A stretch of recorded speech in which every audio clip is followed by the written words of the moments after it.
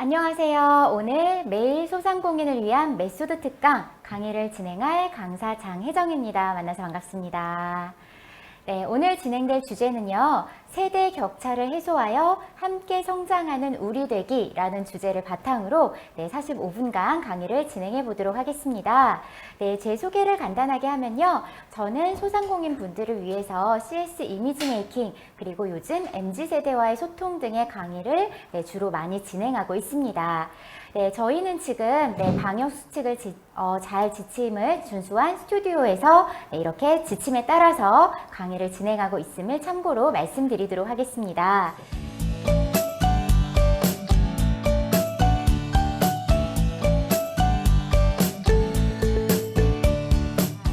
네, 오늘 진행될 내용 바로 주요 주제는 MZ세대와 어떻게 하면 소통할 수 있을지에 관한 내용으로 진행을 해보도록 하겠습니다.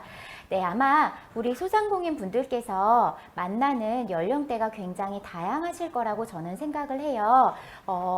요즘 젊은 층부터 좀 나이가 있는 세대들까지 다양하게 만나보실 텐데요. 먼저 우리가 오늘 강의에서 주로 다룰 타겟, 바로 이 MZ세대에 대해서 한번 간단하게 알아보도록 하겠습니다.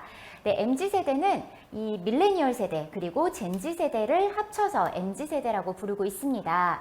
이 MZ세대는 보통 1980년 이후 출생자들, 그래서 요즘 쉽게 말하는 젊은 층을 대상으로 하는 그런 세대들을 얘기하고 있는데요. 이 MZ세대는 여러 가지 특징을 가지고 있습니다. 먼저 첫 번째는 다양성 인정이라는 게 가장 큰 키워드일 것 같아요. 다른 사람들의 취향을 존중해주고 그 다음 삶의 방식을 어떤 기성세대의 틀 안에 두지 않고 내가 원하는 대로 선택할 수 있는 선택사항으로 인식을 합니다. 대표적인 것들이 뭐 결혼을 하지 않는다든지 혹은 아이를 낳지 않는다든지 이런 것들이 필수가 아니라 개개인 삶의 가치관에 따른 선택으로 생각한다는 것, 그런 것들을 다양성 인정으로 생각해 주시면 될 것 같습니다. 네, 그 다음에는 여가를 중시하고 현실적인 면을 더 추구하는 면이 있다는 거예요. 이따가도 얘기가 나오겠지만 사실 우리 MZ세대들은 미래를 위해서 현재를 포기하거나 현재의 힘든 상황을 감내하는 것보다는 조금 큰 성과는 없더라도 소소하게 즐기면서 꾸준하게 무언가를 해나갈 수 있는 것들을 더 선호하고 있습니다. 그리고 이 환경적인 것과 윤리적인 것에 굉장히 관심이 많습니다. 이 선한 영향력을 본인들이 어떤 환경 보호를 위한 어떤 메시지를 전달을 한다든지 혹은 윤리적인 가치를 지닌 어떤 제품이나 기업에 더 많은 투자를 하는 형태들로 이렇게 본인들의 가치관을 나타내는 경우들이 많이 있습니다. 네, 그리고 뭔가 나에게 맞춰진 자기중심적인 맞춤형 소비를 하고 있다라는 것도 큰 특징 중에 하나여서 무언가 각인을 새긴다든지 커스터마이징을 한다든지 하는 식으로 나만의 아이덴티티를 드러낼 수 있는 그런 제품들을 구입하는 것을 선호하고 있습니다.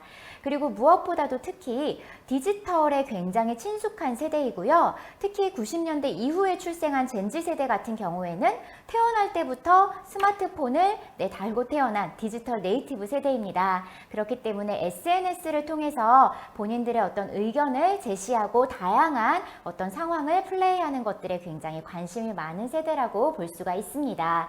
또 무엇보다도 어떤 취향을 바탕으로 해서 재미를 추구하면서 커뮤니티를 형성해가고 있다라는 것들도 이 MZ세대의 특징으로 봐주시면 되겠습니다. 자, 그러면 이렇게 무언가 이전 세대와는 좀 특별한 특징을 가지고 있는 우리 MZ세대들과 어떻게 하면 더 잘 소통할 수 있고 또 어떻게 하면 더욱더 효과적으로 마케팅을 할 수 있는지 크게 4가지 방법으로 한번 알아보도록 하겠습니다. 네, 그 전에 먼저 최근 핫한 배우분을 한번 얘기해 보도록 하겠습니다. 최근 이제 미나리라는 영화를 통해서 아카데미 여우조연상을 수상하신 바로 윤여정 배우인데요. 이 지그재그라는 20대를 타겟으로 하고 있는 이 쇼핑몰에서 이 세대들의 나이대에 맞는 모델이 아닌 이 시니어 모델 윤여정 배우를 섭외를 해서 진행을 했습니다. 처음에는 너무 나이대가 맞지 않은 게 아닌가라는 좀 염려도 있었지만 사실 이 광고는 완전 네, 소위 말해서 대박이 났습니다. 무엇보다도 이 윤여정 씨의 이런 털털한 면과 그리고 탈권위적인 이런 직설적인 화법 같은 것들이 우리 MZ세대한테 더욱더 진실성 있게 다가갔다는 거죠. 네, 이 광고에서 이 윤여정 배우가 한 이 대사가 있죠. 이 내 맘대로 사세요 라는 이 대사. 바로 기성세대들은 이렇게 살아라, 이렇게 살아야 맞는 거다라는 식으로 뭔가 틀을 주어줬다면 그 틀에서 벗어난 이런 화법을 구사하는 것 자체가 이 MZ세대들한테는 굉장히 힙하게 다가왔습니다. 뿐만 아니라 이 쇼핑몰에서는요, 이 윤여정 씨의 특유의 화법을 이런 식으로 어떤 어플을 소개하거나 혹은 버그를 공지하거나 이벤트를 공지하고 또 채용 공고를 올리는 과정에서도 화법을 그대로 구사를 했습니다. 소위 말해서 휴먼 여정체라고 해서 마치 이 소비자들이 혹은 지원자들이 끊임없이 이 윤여정 씨와 소통하는 것 같은 그런 효과를 주었다는 거죠. 그래서 이런 식으로 무언가 기존의 틀에 박힌 식의 어떤 방식의 소통이나 마케팅 방법보다는 조금 맞지 않는 것 같지만 그래도 MZ세대한테 뭔가 힙하게 다가갈 수 있는 소구점이 있는 그런 어떤 마케팅 방법을 활용하는 것들이 요즘 이제 MZ세대와 소통하는 데 있어서 좀 중요하게 작용되고 있다라고 생각을 합니다. 네, 그러면 우리 한번 여기 몇 가지 리스트를 통해서 우리는 인플루언서를 한지 지금 접속해서 보고 계시는 우리 소상공인 분들께서 한번 같이 확인해 보면 좋을 것 같습니다. 네, 먼저 여기 질문을 한번 볼게요. 네, 코로나19 강원도 산불 등 국난 극복을 위해 기부한 적이 있다. 네, SNS 계정에 무무를 열어본 적이 있다. 요리, 운동 등 직콕을 견뎌낼 만한 나만의 방법을 SNS에 올린 적이 있다. 네, 덕분에 챌린지, 용기내 챌린지 등 SNS 챌린지에 참여한 적이 있다. 랜선 모임을 하거나 혹은 랜선 공연 전시를 본 적이 있다. 강원도 포켓팅, 지역 농산물 소비 등 착한 소비에 참여한 적이 있다. MBTI 테스트 결과를 SNS에 공유한 적이 있다. 스스로 밈을 만들어 공유해 본 적이 있다. 온라인상에서 특정 세계관에 맞는 부캐로 활동해 본 적이 있다. 프리사이클의 의미를 알고 프리사이클 소비를 실천하려고 노력한다 라고 이렇게 이제 몇 가지 항목이 나와 있습니다. 혹시 이 항목을 보시면서 이 단어는 무슨 뜻인지 잘 모르겠는데요 하시는 분들은 그냥 이 항목에 해당되지 않는다고 생각하시면 되겠습니다. 그래서 이 항목들을 봤을 때 나는 절반 이상은 해당되는 것 같다 하시는 분들이라면 정말 이 영향력이 어마어마하신 소위 말해서 인플루언서라고 보실 수도 있을 것 같고요. 이 중에서 단 한 개만이라도 해당이 된다면 인플루언서를 하다라고 볼 수가 있습니다. 고작 한 개인데 내가 영향력이 있는 사람이라고 볼 수 있을까? 나는 인플루언서도 아닌데 라고 생각하실 수도 있겠지만 이게 어떤 대중적인 큰 파급력이라기보다는 그냥 이 하나의 행동을 통해서 내 주변에만 영향을 미쳐도 나는 인플루언서를 하다라고 생각을 하실 수 있을 것 같아요. 여기 나와 있는 항목들이 바로 이 MZ세대들이 소통을 하고 또 즐기고 있는 하나의 문화를 정리해 놓은 거다라고 생각해 주시면 될 것 같습니다. 자, 그러면 우리 MZ세대와 함께 소통하기 위한 첫 번째 키워드 바로 일상력 챌린저입니다. 사실 작년과 올해 가장 큰 이슈 그리고 우리 환경을 가장 크게 변화시킨 게 뭘까요? 네, 맞습니다. 바로 코로나입니다. 이 코로나 때문에 사실 사람들은 환경을 통제할 수가 없게 되었어요. 이 바이러스라는 것이 어디서 언제 어떻게 나에게 침투할 줄 알 수가 없고 또 이것을 내 마음대로 통제할 수가 없기 때문에 바로 이 가운데서 우리 MZ 세대들은 일상력을 키워나가기 시작했습니다. 적어도 내 마음과 몸 그리고 나의 어떤 마음가짐이나 습관 정도는 내가 한번 통제를 해보겠다라는 마음가짐을 가진 거죠. 근데 여기서 말씀드리는 일상력은 사실 대단한 힘이 아닙니다. 그냥 무탈하게 오늘 하루를 그냥 잘 넘길 수 있는 어떤 소소한 힘 정도로 생각해 주시면 될 것 같아요. 그래서 사실 이러한 어떤 일상력을 위해서 뭐 현재의 어떤 힘든 상황을 감내하거나 하진 않습니다. 그저 즐기면서 할 수 있는 정도까지로 우리 MZ세대들이 일상력을 키워나가면서 무언가를 계속 일상생활에서 도전해 나가고 있다라고 생각해 주시면 될 것 같습니다.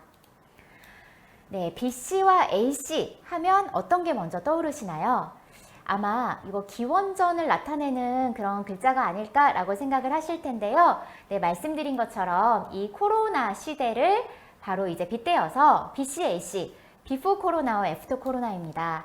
이 코로나를 기점으로 해서 우리 삶은 굉장히 많이 달라졌고요. 이 어떤 커뮤니케이션의 형태, 그리고 사람들과의 관계를 잇는 소통 자체가 온라인 형태로 완전히 바뀐 상태입니다. 네, 그렇기 때문에 사실 이 코로나를 통해서 매출이 오른 곳들은 아무래도 이 집콕의 영향을 많이 받고 있는 곳들이죠. 배달 어플들이라든지 혹은 넷플릭스, 그리고 홈웨어의 매출 이런 것들이 굉장히 증가했습니다. 그래서 이렇게 코로나라는 내가 어떻게 통제할 수 없는 상황 속에서 이 MZ세대들은 소소한 일상을 좀 즐기면서 나만의 힘을 키워나가기 시작했습니다. 네, 대표적인 예시를 한번 보여드리면요. 네, 바로 이 커피인데요. 혹시 커피의 이름을 아시는 분 계실까요? 네, 3월에 작년부터 이제 올해까지 해서 굉장히 핫한 커피 중에 하나인데요. 바로 네, 달고나 커피죠. 이 달고나 커피가 핫해진 게 어떤 방송사에서 이제 소개가 됐습니다. 마카오의 한 시장에서 이 달고나를 400번 정도 저어서 만들어진 이 커피가 방송이 되면서 이게 이제 어떤 특정한 사람들이 좀 따라해보기 시작하고 그걸 SNS에 공유하기 시작하고 바로 이제 이런 것들이 MZ세대들로 하여금 나도 한번 해볼까? 라는 도전의식을 불러냈습니다. 그리고 아무래도 갑작스럽게 집에 있는 시간이 많아지면서 우리 MZ세대들은 시간도 많아졌어요. 그래서 그냥 이거를 쓸데없는 시간을 낭비한다라고 생각하지 않고 이걸 통해서 내가 한번 도전해 봄으로써 좀 성취감을 느껴보겠다고 이제 생각을 하게 됐습니다. 그래서 사실 말이 400번이지 이게 그럴싸한 비주얼이 나오려면요 거의 한 10,000번 정도는 저어야 된다고 해요. 그래서 이렇게 해서 성공한 결과물 혹은 실패한 결과물을 SNS에 실시간으로 공유하면서 또 거기서 댓글을 달고 소통을 하는 것들이 하나의 챌린지 문화로 자리를 잡게 되었습니다. 이 과정에서 사실 실패한 결과물이 더 많은 반응을 얻기도 했어요. 그래서 이제 우리 이 MZ세대들은 집에 있는 이 무료한 시간을 나만의 어떤 소소한 이런 챌린지를 하면서 어떤 성취감을 느끼고 재미를 느껴나가기 시작했습니다. 그래서 이런 달고나 커피 챌린지 과정에서 사람들의 이제 의견이, 댓글들이 이제 이렇게 나왔죠. 한국인들이 집에 있으니까 심심해서 노동을 한다 라든지 혹은 이 나태지옥에 한국인의 자리는 없다 라는 식의 댓글들이 이렇게 많이 재미있게 올라오기도 했습니다. 네, 또 한 가지 이렇게 달고나 커피에 이어서 홈쿡을 이어나가게 된 이제 또 몇 가지 제품들이 있습니다. 바로 이 두 가지예요. 밀키트와 와플팬인데요. 네, 밀키트는 보통 이제 1인이나 2인으로 소분 포장이 되어 있어서 정말 말 그대로 간단하게 조리만 하면 그럴싸한 음식이 만들어지는 간편식이라고 보시면 되겠습니다. 이 밀키트의 매출이 이 코로나를 타고 그리고 1인 가구의 어떤 증가가 또 급증하면서 그런 흐름에 따라서 계속해서 판매율은 엄청나게 올라가고 있습니다. 이 밀키트에서 가장 인기가 있는 품목들은요. 뭔가 인증샷을 찍기 좋은 비주얼을 가진 이런 사진 속에 있는 밀푀유 나베라든지 혹은 집에서 좀 직접 해먹기 어려운 마라탕 같은 외식 메뉴 같은 것들이 밀키트에서 특히나 큰 인기를 끌고 있습니다. 이 MZ에게 가장 중요한 것 중에 하나가 바로 이제 인증샷을 찍어서 SNS에 공유하는 거기 때문에 비주얼적인 면에서도 뭔가 인증을 하고 싶은 욕구를 좀 불러일으키는 것도 중요한 부분 중에 하나입니다. 네, 또 한 가지는 오른쪽에 있는 와플팬이에요. 이 에어프라이어에 이어서 요즘 이제 한 집에 한 와플팬이라고 할 정도로 굉장히 이제 주방 필수템으로 자리를 잡았습니다. 이 와플팬이 시작된 가장 첫 번째 메뉴는 바로 이 크로플이었어요. 크로아상 생지를 와플팬에 구워서 만들어낸 크로플이 인기를 얻기 시작하면서 사람들이 처음에는 이 크로아상만 굽다가 나중에는 점점 이 메뉴가 굉장히 다양해졌습니다. 네, 해쉬 브라운 풀이나 혹은 인절미를 구워낸 인절미 와플이나 냉동만두를 그대로 넣어서 구운 냉동 만두풀이나 혹은 김치볶음밥 풀, 계란 와플 이런 식으로 정말 온갖 재료들을 다 와플팬에 넣어서 굽기 시작했습니다. 네, 그래서 이렇게 와플 메이커 레시피도 인터넷에 굉장히 많이 돌아다니고 있고요. 그래서 요즘 우스갯소리로 또 이런 얘기가 있습니다. 네, 한국인들은 와플팬으로 와플만 빼고 다 구워 먹는다라는 얘기가 있을 정도로 정말 어마어마하게 다양한 메뉴를 또 이렇게 만들어낸 트렌드가 또 생겨나고 있습니다.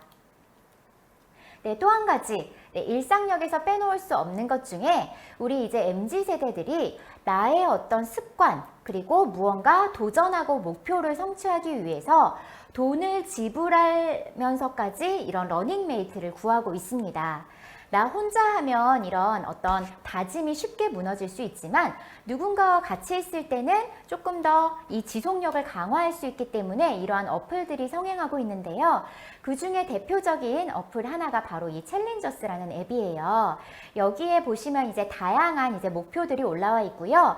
여기 참여하는 참가자들은 예치금을 겁니다. 그래서 이 예치금은 나중에 목표를 달성했을 때 실패한 사람들이 예치금을 성공한 사람들이 나누어 갖는 형태로 되어 있습니다. 그리고 중간중간에 이렇게 내가 지금 이 오늘은 성공했다라는 인증샷을 올리고 결과를 공유하는 이런 인증과 공유가 계속 빈번하게 이루어지고 있고요. 이 어플의 특징 중에 하나가 바로 또 이 챌린저를 진행하는 기간이 단 2주로 굉장히 짧다는 거예요. 이 MZ세대들은 무언가를 하기 위해서 너무 그 과정이 길고 지루해하면 힘들어합니다. 그렇기 때문에 짧은 시간 안에 단시간 안에 이렇게 성취할 수 있는 재미 요소들이 좀 중요한 부분으로 작용하고 있고요. 또 한 가지 카카오 프로젝트 100이라는 어플도 마찬가지입니다. 100일 동안 어떤 특정한 목표를 설정해서 그 챌린지를 이뤄 나가는 방식인데요. 이 중에 또 굉장히 화제가 됐던 것 중에 하나가 니트 컴퍼니 프로젝트라는 게 있었습니다. 이게 어떤 프로젝트냐면요. 백수만 출근할 수 있는 회사 컨셉이에요. 그래서 사실 내가 어딘가에 소속되어 있지 않고 현재 직업이 없거나 혹은 프리랜서 형태로 활동을 하고 있다 보면 나의 어떤 일상의 루틴이 굉장히 깨져버리고 무기력감을 느끼기가 쉽습니다. 바로 이런 것들을 바로 잡기 위해서 내가 매일매일 규칙적으로 무언가를 하고 있다라는 것만 인증을 하면 되는 거예요. 바로 이 과정에서 어떤 묘한 소속감을 느끼기도 하고 이 루틴을 통해서 무기력감을 쉽게 좀 벗어날 수 있는 그런 챌린지에 우리 MZ세대들이 많이 동참하고 있습니다. 네, 그래서 이 첫 번째 일상력 챌린저에서 우리가 할 수 있는 솔루션은요. MZ세대의 일상을 지켜줄 습관을 판매하는 겁니다. 우리 MZ세대들은 무언가 내가 재미가 있고 꾸준히 할 수 있는 습관이 형성될 수 있는 플랫폼이 있다면 기꺼이 지갑을 여는 경향이 있습니다. 물론 그 안에는 어떤 리워드라든지 혹은 인증과 공유 같은 연대감을 형성할 수 있는 장치들은 마련이 되어 있어야 돼요. 그래서 이런 것들이 현재 코로나 시기를 버텨내고 있는 MZ세대들에게 굉장히 핫한 반응을 일으킬 수 있는 어떤 도구 중에 하나가 아닐까라고 생각을 합니다. 네, 그 다음 두 번째 키워드입니다. 바로 컨셉친이라는 건데요. 취향에 맞는 컨셉트 세계관을 찾아다니거나 혹은 내 취향에 맞는 세계관이 없을 때는 그 세계관을 만들어서 거기에 사람들을 끌어모읍니다. 이 세계관이라는 게 무슨 뜻일까 조금 정확히 와닿지 않으실 수도 있을 텐데 아마 설명을 들으시다 보면 좀 더 와닿는 부분이 있으실 것 같아요. 그래서 우리 이 MZ세대들은 무언가 세계관이 잘 깔려있는 판에서 플레이를 하고 이 플레이를 더 잘 수행하기 위해서 나의 어떤 성향을 테스트한다든지 하는 것들에 동참을 하고 있습니다. 네, 먼저 가장 대표적인 게 바로 MBTI 테스트라고 볼 수 있을 것 같아요. 이 MBTI 자체는 사실 나온 지가 굉장히 오래된 어떤 검사 도구임에도 불구하고 요즘 MBTI를 통해서 MZ세대들은 나의 어떤 정체성을 좀 드러내는 경향이 굉장히 큽니다. 그래서 예를 들어서 누군가를 처음 만났을 때 나는 새로운 걸 굉장히 좋아하는 ENTP야 라는 식으로 간단하게 설명을 하는 거죠. 그래서 요즘 MZ세대들은 사실 16가지 유형의 특징을 어느 정도 파악하고 있다 보니까 나에 대해서 구구절절하게 소개하기보다는 그냥 유형 하나만 얘기하면은 이 사람은 어떤 사람이구나 라는 게 바로 와닿는다고 합니다. 그래서 이렇게 MBTI 유형을 바탕으로 해서 이 유형별 특징이나 이 사람들에게 해서는 안 되는 거 누가 누구를 만났을 때 어떤 특징이 있는지 이런 식의 컨텐츠들이 굉장히 핫하게 반응을 일으키고 있습니다. 이분들이 이 MZ세대들이 MBTI의 결과를 완전 맹신하고 신뢰한다기보다는요. 그냥 이 결과를 가지고 누군가와 같이 공유하고 서로 비교하는 그 재미 자체를 즐기는 거라고 봐주시면 될 것 같습니다. 그래서 이런 식으로 아예 유형별로 오픈 채팅방을 만들어서 같은 유형의 사람들끼리 소통하는 방이 있기도 하고요. 혹은 어떤 SNS나 유튜브 댓글 같은 것들도 보면요. 이 사람은 인프피인가 봐 라는 식으로 MBTI를 가지고 이 사람의 성격을 얘기하기도 합니다. 그래서 어떤 기업들에서는 아예 전략적으로 이런 식으로 테스트하는 어떤 마케팅을 펼쳐나가고 있습니다. 네, 또 한 가지는 이 부캐를 통한 컨셉질이라고 생각을 해주시면 좋을 것 같아요. 최근 핫한 프로그램 중 하나인 이 놀면 뭐하니에서 유재석 씨가 정말 다양한 컨셉을 가지고 이 부캐로 활동을 하고 있죠. 처음에는 그냥 그저 단순하게 그 역할을 한번 해보는 것 정도로 생각을 했었지만 이 유재석 씨가 그 어떤 부캐로 완벽하게 소화해내고 거의 빙의 수준으로 아예 말투라든지 성격도 좀 다른 면을 보여주시고 그 다음 도전하는 것들이 계속 성공해 나가는 그 과정을 지켜보면서 이 많은 분들이 이 부캐에 대해서 큰 관심을 갖게 됐습니다. 그래서 요즘 우리 MZ세대들, 특히 이 Z세대가 컨셉질을 하기 위해서 많이 참고를 하는 부분들이 바로 웹툰과 웹드라마라고 생각해 주시면 되겠습니다. 내가 연예인이나 핫한 인플루언서를 컨셉으로 잡고 컨셉질을 하기에는 좀 아무래도 한계가 있죠. 그렇지만 웹툰이나 웹드라마에 등장하는 인물들은 연령대도 비슷하고 보통 학교나 사회 초년생의 이야기를 다루고 있다 보니까 MZ세대들에게 충분하게 일어날 법한 내용들이 바탕이 되고 있어서 그 사람들을 따라하는 게 훨씬 더 쉽습니다. 그래서 예시를 하나 보여드리면 바로 이 네이버 웹툰 바른 연애 길잡이의 여주인공인 정바른 컨셉이 이 Z세대, 젠지세대들 사이에서는 굉장히 핫한 컨셉질로 자리 잡고 있습니다. 그래서 뭐 매일 아침 일찍 일어나서 명상이나 요가를 하고 계획을 플래너에 꽉꽉 채워서 실천하는 게 핵심이고 사소한 것 하나도 다 적고 영단어를 열심히 외우고 친구들과 놀러 가기 전에 계획부터 세우자 이런 식으로 사는 게 정바른 컨셉이다 라고 해서 정말 이대로 실천하면서 살아가시는 그런 젠지 세대들도 있습니다. 그래서 이렇게 내가 어떤 이 요즘 이 MZ 세대들의 컨셉질의 특징은요. 어떤 페르소나와는 다른 차이가 있습니다. 내가 바꾸기 힘든 어떤 그 사람의 나이나 이름 같은 것들을 현실적으로 바꿔서 연기하기가 쉽지 않기 때문에 선천적인 것들은 그대로 두고 내가 바꿀 수 있는 어떤 말투나 습관 같은 것들 정도만 컨셉을 잡아서 활용하고 있다라고 보시면 될 것 같습니다. 또 한 가지는 바로 취향을 통해서 묶인 팸이라고 보시면 될 것 같아요. 기존의 팸은 오프라인에서 실제로 알던 사람들 간의 팸이 이루어졌다고 한다면 요즘 온라인에서는 서로 모르는 사람들이어도 취향이 같다면 충분히 팸으로 같이 동질감을 느끼면서 활동을 하고 있습니다. 대표적인 이 팸 중에 하나가 바로 깡팸이라고 보실 수 있을 것 같습니다. 아마 이 비의 깡이라는 뮤직비디오가 역주행을 하기 시작하면서 1일 1깡이라는 어떤 신조어를 만들어낸다라는 것은 아마 많이 들어들 보셨을 거예요.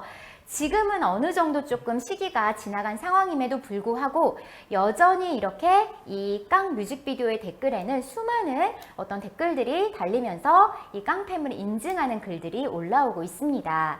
사실 이 깡을 좋아하는 이분들의 특징은요. 이 비의 깡 자체, 이 음악을 좋아한다기보다는 이 깡이라는 뮤직비디오를 통해서 파생되는 어떤 밈이나 댓글 같은 것들을 더 즐기시는 분들이라고 보시면 될 것 같아요. 소위 말해서 2차 컨텐츠를 즐기시는 분들인 거죠. 그 증거가 뭐냐면요. 사실 이 깡이 뮤직비디오는 굉장히 인기가 많음에도 불구하고 이 스트리밍 순위 안에는 든 적이 없습니다. 그리고 이 깡 뮤직비디오의 어떤 조회수보다 인기 댓글의 조회수가 더 높다는 것, 이 좋아요 수가 더 높다는 것, 이런 것들이 이 사람들이 깡의 음악 자체를 좋아한다기보다는 그로부터 파생되는 여러 가지 그런 2차적인 컨텐츠들을 더 즐기고 있는 거다라고 봐주시면 될 것 같아요. 그래서 이제 여기 나와 있는 이런 댓글들도 보시면 나는 정말 이 공간이 너무 좋다. 깡이라는 연결고리로 인해서 어떠한 인연 싸움도 없이 훈훈한 웃음만 있는 이곳 바로 이제 최고의 힐링 커뮤니티다 라고 얘기를 하시는 분들도 있고요. 또 여기는 명절이다. 이곳은 마치 친정집 같다 라고 하시는 분들도 있습니다. 그리고 또 어떤 분들은 내가 알고리즘을 타고 온 게 아니라 내가 스스로 검색해서 왔다라는 것에 굉장한 또 자부심을 가지고 댓글을 다시는 분들도 있어요. 그래서 2021년 여름 현재까지도 여전히 아직도 이렇게 깡을 주기적으로 시청하시는 분들의 댓글을 만나보실 수가 있습니다. 바로 이런 것들이 그냥 취향 하나만으로 느낀 팸, 이것이 이제 MZ세대의 특징 중 하나라고 보실 수 있습니다. 또 한 가지는 음식을 통한 팸이라고 보실 수 있을 것 같아요. 예를 들어 얼죽아라는 단어 들어보셨을까요? 네, 얼어 죽어도 나는 아이스 아메리카노만 마신다는 이제 그런 뜻이기도 하고요. 또 민초단이라고 해서 민트 초코를 좋아하는 사람들의 모임, 이런 것들이 있습니다. 바로 이제 이런 것들이 사실 민트 초코 같은 경우엔 특히나 싫어하는 분들이 많다 보니까 민트 초코를 좋아하시는 분들끼리는 더 어떤 커뮤니티가 잘 형성되는 느낌이 더 강하게 드는 것 같아요. 그래서 내가 누군가를 처음 만났을 때 그 사람이 민트 초코를 좋아한다고 하면 왠지 어떤 묘한 내적인 어떤 친분을 느끼기도 한다라고 합니다. 그래서 이렇게 민트 초코를 배척하는 사람들에게 날리는 이런 메시지를 만들어서 이제 뿌리는 그런 어떤 포스터들도 쉽게 찾아보실 수가 있고요. 또 예전에 가수 아이유 씨가 민트 초코를 옹호하는 발언을 하면서 이 민초단으로부터 굉장한 지지를 받기도 했습니다. 또 반면에 2002년생 연예인 중 가장 핫한 연예인 중에 하나죠. 이 래퍼 이영지 씨 같은 경우에는 나는 도대체 민초를 왜 먹는지 모르겠다 라고 이 와중에 소신 발언을 하심으로써 반민초단으로부터 또 여러와 같은 지지를 얻기도 했습니다. 이런 식으로 그냥 단지 음식 취향 하나일 뿐이지만 그걸 통해서 하나로 묶이고 이렇게 공동체 의식을 뭔가 느끼는 것들, 이런 것들 역시도 MZ세대들의 특징이기도 하고 이 MZ세대들이 소통하는 방법 중에 하나라고 보실 수 있을 것 같습니다. 네, 또 하나는 아까 말씀드렸던 것처럼 세계관을 가지고 있는 컨셉트라고 봐주시면 좋을 것 같은데요. 대표적인 이 채널 중에 하나가 강유미 씨가 운영하는 이 롤플레이 ASMR 채널이 있습니다.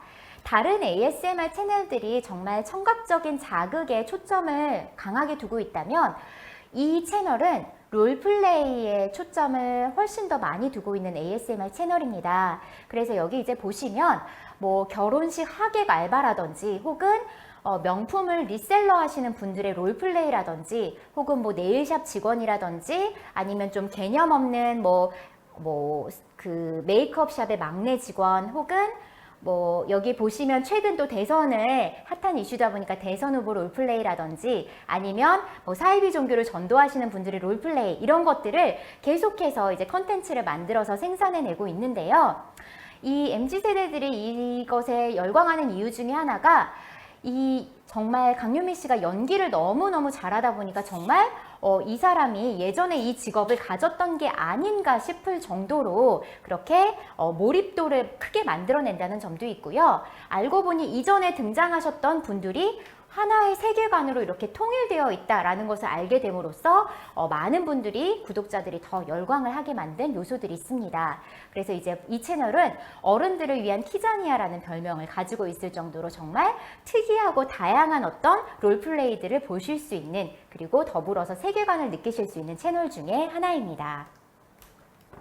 네, 또 한 가지는요, 이 다른 ASMR 채널 중에 하나인데요. 혹시 해리포터라는 영화를 보신 분들이 많으실까요? 네, 만약에 이 해리포터를 보신 분들이라면 지금 화면상에 나와 있는 댓글들이 정말 재미있게 이해가 되실 거고요. 보지 않으신 분들은 이게 도대체 무슨 얘기인가 하실 거예요. 그런데 이게 바로 마치 호그와트에 내가 다니고 있다라는 식으로 과몰입을 한 댓글들의 이제 모음이라고 보시면 될 것 같습니다. 이런 식으로 과몰입 댓글들을 달면서 서로 뭔가 유대감과 동질감을 느끼면서 그 안에서 재미를 찾아 나가는 것들, 이런 것들이 바로 우리 이 MZ세대들이 이 컨셉트를 즐기고 있는 방법 중에 하나라고 보시면 좋을 것 같습니다. 네, 또 하나는 어떤 기업에서 이렇게 세계관을 가지고 아예 팬덤을 형성했던 사례도 있습니다. 빙그레 코리아라는 이제 인스타그램 어플인데요. 여기서 처음에 이제 인스타그램 계정이 개설이 되면서 어떤 이 만화 주인공 같은 사람의 6장의 셀피가 올라왔습니다. 그래서 처음에는 이제 네티즌들이 이게 무슨 게임 뭐 광고 같기도 하고 혹은 해킹당한 거 아니냐라는 식으로 얘기를 했는데 알고 보니까 이 뱅그레우스의 이 더마시스라는 이제 어떤 캐릭터인 거예요. 근데 이제 이분이 마치 운영하는 인스타그램 계정처럼 어떤 세계관을 구축해서 운영이 되고 있습니다. 그래서 뭐 이 사람의 머리에 바나나 우유 왕관을 씌워놓고 빵또와 바지를 입히는 것처럼 이렇게 빙그레의 어떤 제품들을 자연스럽게 홍보하고 마케팅하는 역할을 하고 있고요. 여기는 세계관이 워낙 확고해서 이 컨셉이 전혀 흔들리지 않습니다. 계속해서 이렇게 만화 주인공 같은 분들이 등장해서 이 어떤 네티즌들과 적극적으로 소통을 하고 있고요. 심지어는 이제 다른 유명한 인스타그램의 어떤 공식 계정에서도 찾아와서 댓글을 달고 서로 소통할 정도로 활발하게 이루어지고 있습니다. 이 빙그레 인스타그램 계정이 아마 큰 인기를 얻었던 이유 중에 하나는 공식 계정이 아예 움직여서 하나의 세계관을 만들어 나갔다는 거예요. 이렇게 확고한 세계관을 만들어 두니까 그 세계관을 열광하는 사람들이 다시 모여듦으로써 이렇게 팬덤이 형성되어 가고 있습니다. 그래서 이 MZ세대들에게는 이런 특정한 세계관이 확고하게 잡혀 있는 것들이 굉장히 잘 먹힌다라는 것들도 같이 말씀드릴 수 있습니다. 네, 이렇게 어떤 세계관이 굉장히 핫한 이슈가 되면서 이 농심 켈로그에서는요, 2004년에 자사에서 진행했던 어떤 마케팅 이벤트를 이렇게 예시로 들었습니다. 바로 이게 예전에 2004년 12월에 이 켈로그에서 투표를 했었어요. 초코첵스, 그래서 밀크 초코당과 파맛당으로 나눠가지고 어떤 곳을 지지하시겠습니까? 그걸 가지고 우리가 더 진한 초코맛의 첵스를 출시하거나 혹은 파맛을 투여한 첵스를 출시하겠다라고 이렇게 이벤트를 열었는데 처음에는 밀크 초코당의 순위가 계속 올라갔어요. 더 압도적으로 이제 표가 많았는데 특정 커뮤니티에서 이 파맛당에 몰표를 하기 시작합니다. 그래서 결국에 이 파맛당이 당선될 위기에 처하니까 켈로그 측에선 당황을 했습니다. 그래서 이 어떤 이런 것들을 조금 막기 위해서 그 ARS 채널 같은 것들, 네 맞습니다. 팬덤을 잘 읽어내는 거 굉장히 중요합니다, 도레미님. 그래서 뭐 ARS 전화 투표를 갑자기 이제 시행하기도 하고 롯데월드에서 뭔가 현장 투표를 하기도 하고 그리고 어떤 정보 보안 업체를 섭외해가지고 이런 무효표들을 다 무효화시켰어요. 근데 그랬더니 이제 반란이 일어났습니다. 네, 처음에는 이제 결국에는 밀크초코당의 이 대통령이 선거에 당선이 됐었는데 계속해서 사람들이 우리는 파마첵스를 원한다. 이거는 부정선거다. 이거는 무효다라는 식으로 지속적으로 요구를 했습니다. 그래서 결국에는 16년이 지나서 2020년에 파마첵스가 소비자의 요청으로 인해서 출시가 됐죠.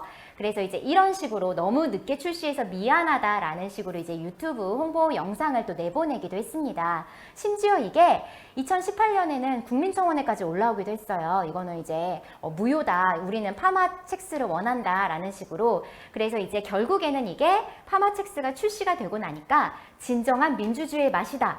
피청구인 대통령 초코첵스를 파면한다 라는 식으로 이렇게 재밌는 댓글들이 올라오기도 했습니다.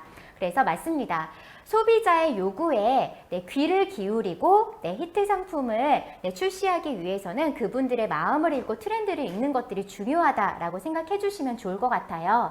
물론 애초에 우리 기업이나 우리 이제 어떤 회사에서 원하는 답과 방향성이 정해져 있을 수도 있지만 그게 또 마케팅을 진행하다 보면 다른 목소리가 나오는 경우들도 있는데 바로 그것에 좀 귀를 더 기울여 주신다면 이런 히트 상품을 만드실 수 있지 않을까 싶습니다.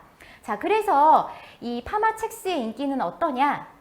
사실 이게 호불호가 굉장히 강하게 갈리는 맛인데 소비자들 입장에서는 소비자의 요청으로 출시가 됐기 때문에 어떻게든 맛있게 먹으려는 어떤 노력을 해나가고 있습니다. 그래서 우유보단 두유에 타먹으면 먹을만 하다라든지 혹은 곰탕에 파 대신 이 파마첵스를 넣으면 맛있다라든지 이런 것들을 공유해 나가고 있다라고 합니다. 그래서 이 두 번째 키워드는 바로 컨셉층이었죠. 그래서 이런 식으로 세계관이 확실한 브랜드, 이렇게 세계관을 확실하게 촘촘하게 짜서 판을 깔아 놓으면 거기서 이제 MZ세대들은 이렇게 플레이를 하고 찐팬이 형성이 되고 오히려 MZ세대들이 자발적으로 이 관련된 컨텐츠를 생성해내기도 합니다. 네, 세 번째 키워드입니다. 바로 세컨슈머라는 건데요. 지속 가능한 삶을 위해서 대안을 찾아 즐긴다라고 이제 나와 있습니다. 이 세컨슈머라는 이 키워드에서 우리가 볼 수 있는 것들은요, 아무래도 이 MZ 세대들은 환경에 굉장히 관심이 많은 편입니다. 네, 그렇기 때문에 이 리사이클링, 재활용하는 거죠. 그리고 업사이클링, 가치를 더해서 다시 활용하는 겁니다. 그리고 프리사이클링이란 단어도 있어요. 애초에 폐기물이 나오지 않도록 소비를 줄이거나 폐기물이 나오지 않는 제품을 만드는 거죠. 이런 것들에 굉장히 큰 관심을 가지고 있습니다. 대표적인 브랜드 중에 하나가 바로 이 파타고니아라는 브랜드인데요. 이 브랜드는 환경보호라는 가치를 굉장히 엄격하게 추구하고 있는 기업입니다. 그렇기 때문에 이런 식으로 파타고니아 원웨어 이벤트라고 해서 이 옷을 계속해서 수선해서 입어 나가실 수 있도록 2015년부터 무상 수선 이벤트를 진행하고 있습니다. 바로 이런 것들이 이런 환경 보호에 굉장히 큰 관심을 가지고 있는 MZ 세대들한테는 어떤 큰 관심사를 불러일으키게 됐다라는 것도 한 가지 특징이고요. 또 한 가지는 이 프리탁이라는 브랜드가 있습니다. 대표적인 업사이클링 브랜드입니다. 이 브랜드 역시도 이제 처음에 생겼을 때부터 좀 이제 두터운 매니아층을 형성하고 있는 가방 브랜드인데요. 여기서 바로 이렇게 스왑이라는 서비스를 제공하기 시작했어요. 이 제품을 구매해서 사용한 소비자들이 본인들이 가지고 있는 가방을 사진 찍어서 올리고 다른 소비자가 올린 사진 중에 갖고 싶은 게 있으면 교환을 하는 거예요. 그래서 그게 딜이 형성이 되면 교환해서 내가 원하는 가방으로 바꿔서 다시 사용하는 그런 서비스도 진행을 하고 있습니다. 그래서 이곳 역시도 바로 이렇게 이런 사이클링을 굉장히 잘 마케팅으로 활용하고 있는 업체 중에 하나다라고 말씀드릴 수 있습니다. 네, 또 한 가지는 바로 로컬 생태계입니다. 우리가 흔하게 얘기해서 어떤 지역 특산품이라고 했을 때 횡성 한우 아니면 뭐 나주배, 완도김 이런 식으로 정말 전통적인 지역의 특징과 특산품을 접목한 제품들만 생각을 하실 거고요. 대부분 그 판매 루트는 그 지역 어떤 그 고속도로 휴게소의 한 구석이나 아니면 지역 특산품 매장 이런 식으로 이제 공간도 좀 한정적이고 마케팅 타겟 역시도 좀 중장년층에 맞춰져 있습니다. 하지만 이제 요즘 젊은 생산자들을 중심으로 이런 것들이 점차 좀 젊은 소비층을 대상으로 하는 마케팅으로 변화가 되어가고 있는데요. 그 중에 대표적인 것 중에 하나가 이 춘천의 감자밭입니다. 이곳은 바로 이제 굉장히 핫한 카페 중에 하나인데요. 이 강원도에서 생산되는 감자 중에서 이제 로즈 감자라는 품종을 굉장히 이제 오랫동안 연구 개발해서 개발을 했는데 그거를 자녀인 젊은 부부가 이렇게 감자빵으로 출시를 했습니다. 어떤 성분도 어떤 합성 첨가물이나 유해한 물질들이 들어가지 않고 이 모양새 역시도 실제 감자처럼 비슷하게 최대한 구현을 해서 이곳은 굉장히 이제 정말 줄 서서 먹을 정도로 핫한 어떤 아이템을 만들어냈다라고 보실 수가 있습니다. 그래서 요즘 젊은 세대들이 생각하는 어떤 로컬 생산물, 어떤 농수산물 같은 경우에는 정말 전통적인 그런 농수산물이라기보다는 그냥 그 로컬에 살고 있는 사람들이 자신의 가치관을 반영해서 만들어준 그런 제품이라면 기꺼이 내가 내 지갑을 열 의향이 있다라고 생각을 하는 경향이 크다라는 것도 말씀드릴 수 있습니다. 그리고 생산지가 아니라 생산자로 브랜드가 되어가는 경향들도 보실 수가 있습니다. 가장 대표적인 게 초당 옥수수 브랜드인 달콘이라고 보실 수 있습니다. 아마 올 여름에도 이 초당 옥수수를 맛보신 분들이 계실 것 같아요. 요즘 MZ 세대들이 여름마다 즐기는 이 어떤 농수산물 중에 하나가 바로 이 초당 옥수수인데요. 사실 이 초당 옥수수라는 이 제품을 브랜드화 시킨 곳이 바로 이 달콘이라는 브랜드입니다. 그래서 좀 요즘 세대에 맞게 하나씩 진공 포장해서 하나씩 꺼내서 먹기 좋게 또 1, 2인 기구에 맞춰서 1, 2인 가구에 맞춰서 이렇게 좀 합리적으로 포장을 해서 판매를 하기 시작했고요. 또 핫한 어떤 카페랑 좀 같이 콜라보를 해서 이 초당 옥수수를 활용한 어떤 음료를 출시한다든지 그리고 감성적인 사진을 찍어서 인스타그램에 올리는 식으로 마케팅을 했습니다. 그래서 결국에는 사실 이 초당 옥수수가 생산되는 어떤 지역은 굉장히 많음에도 불구하고 마치 이 달콘 초당 옥수수가 만들어졌던 해남이 마치 원래 초당 옥수수 생산지인 것처럼 인식이 되는 효과까지 일어났습니다. 그래서 요즘은 생산지 자체가 중요한 게 아니라 이 생산자가 만들어낸 그 브랜드가 무엇이냐가 조금 더 MZ세대들에게는 크게 다가오지 않을까라고 생각을 합니다. 그리고 이렇게 지역 명물보다는 이런 지역색을 가지고서 이런 로컬 어떤 동네들을 소개해주는 이런 매거진들도 많이 나타나고 있습니다.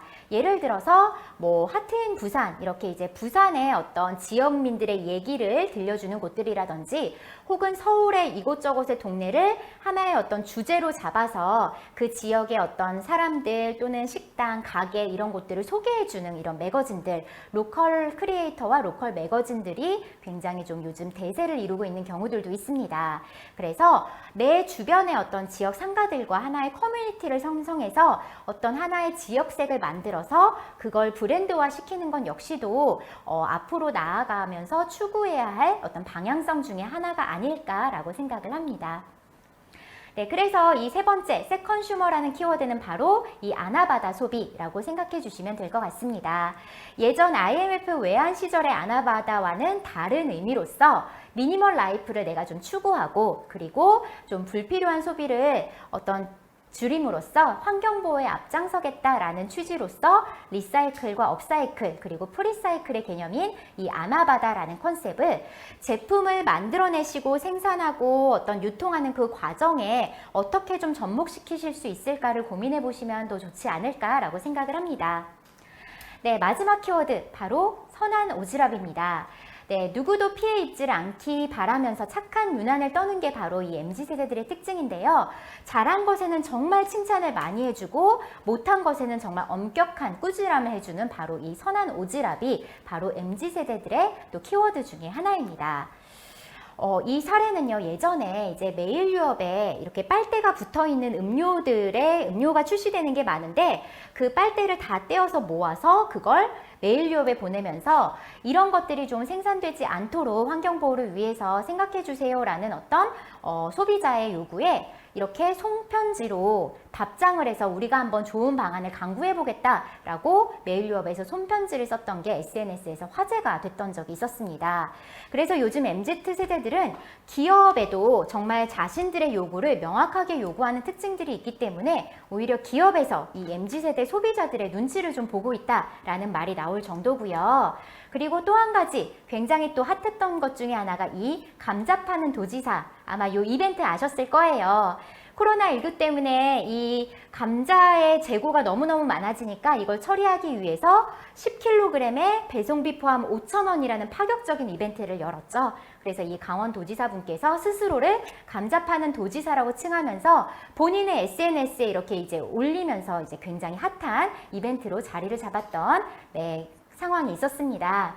네, 그래서 이 사람들이 사실 이제 아이돌 콘서트 티켓팅 못지않은 너무 어떤 핫한 상황 때문에 포켓팅이라는 이제 별명까지 붙었을 정도고요.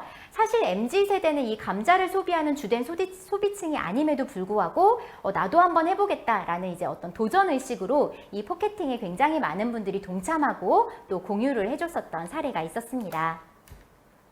네, 그리고 이런 식으로 이제 뒷광고 논란이 또 된 적이 있었죠. 사실 이제 요즘 MZ세대들은 알고 있습니다. 이 온라인 콘텐츠의 생태계를 알고 있기 때문에 내가 이렇게 계속해서 구독해주고 내가 좋아하는 이 인플루언서의 채널에 반응을 해주고 광고를 봐주고 하면 이 사람의 인지도가 올라가고 수익이 발생한다는 걸 알고 있어요. 그치만 계속 양질의 콘텐츠를 제공해주고 있기 때문에 우리들도 계속 구독해주고 공유해주고 광고를 시청해주고 하는 어떤 공정한 행위가 왔다 갔다 하고 있다고 생각을 했는데 알고 보니 직접 사서 구매했던 것들이 뒷광고 논란이 일어나면서 이런 것들에 대해서는 가차없이 큰 분노를 일으키고 표현하고 또 배신감을 느끼는 경우들이 있습니다. 그래서 우리 MZ세대들은 사실 이런 공정성에 있어서만큼은 굉장히 이제 예민하고 단호한 면을 또 보이고 있고요. 이런 식으로 좀 기만하는 행동에 대해서는 절대 용서하지 않는 그런 형태를 또 띠고 있다라고 보실 수도 있습니다. 또 이렇게 또 지구에 큰 관심을 가지고 있다 보니까 이렇게 알맹상점처럼 어떤 알맹이만 판매하고 계속해서 리필해서 담아갈 수 있는 그런 상점들이 또 많이 핫해지고 있고요. 또 플라스틱 없을지도라고 해서 이렇게 플라스틱 없이도 구매할 수 있는 그런 상점들을 소개하고 있는 지도들도 이렇게 나타나고 있습니다. 그리고 아예 라벨을 없앤 생수병이 출시되는 건 역시도 사실 어떤 이런 생산 공정이 변화가 되고 제품이 눈에 잘 띄지 않는 불편함을 감수하고서라도 환경 보호를 굉장히 생각하고 있는 이 MZ세대들의 어떤 가치관에 부합하기 위해서 이렇게 기업들이 앞장서서 제품을 만들어내는 경우들도 많이 보실 수가 있습니다. 네, 그래서 우리 이제 MZ세대들은 이렇게 어떤 지구와 공존하기 위해서 어떻게 하면 더 노력할 수 있을지를 끊임없이 고민하고 있고 기업들 역시도 거기에 맞춰서 같이 마케팅을 해나가고 있는 상황이다라고 생각해 주시면 좋을 것 같아요. 그래서 우리 MZ세대 키워드의 마지막 이 선한 오지랖에서는 어떻게 하면 이 소비자들과 같이 연대해서 착한 유난을 떨 수 있을지, 물론 그 처음 시작이 정말 이 어떤 사회에 좋은 영향력을 끼치기 위해서의 시작점이 아니었을지라도 그 목표 설정만큼은 정말 진심으로 설정을 하고 또 그거를 말뿐이 아닌 행동으로 옮기셔야 이 MZ세대를 통한 MZ세대를 타겟으로 한 마케팅은 성공하실 수 있다라고 말씀을 드리고 싶습니다. 그래서 여기까지 해서 제가 좀 4가지 키워드를 바탕으로 해서 이 MZ세대의 특징과 그분들과 소통하고 또 효과적으로 마케팅하는 방법에 대해서 좀 설명을 드려봤습니다. 네, 혹시 질문이 있으시다면 여기 실시간 채팅창에 제가 올려주시면 계속해서 확인하고 있으니까 알려주시면 좋을 것 같고요. 네, 고객의 소리에 귀를 기울이면 히트 상품이 나온다라는 이제 도레미님의 말씀도 제가 잘 인지를 했습니다. 네, 맞습니다. 그래서 우리가 결국에는 이 MZ세대들이 원하는 가치관이 무엇인가에 조금 더 관심을 갖게 된다면 이분들과 소통하는 방법을 좀 더 강구해 가실 수 있지 않을까라고 생각을 합니다. 네, 그럼 여기까지 해서 제가 이렇게 MZ세대들과 함께 소통하기 위한 방법에 대한 메소드 특강을 45분간 진행을 했습니다. 네, 많은 소상공인 분들께 도움이 되셨길 바라고요. 제 강의는 여기서 마치도록 하겠습니다. 감사합니다.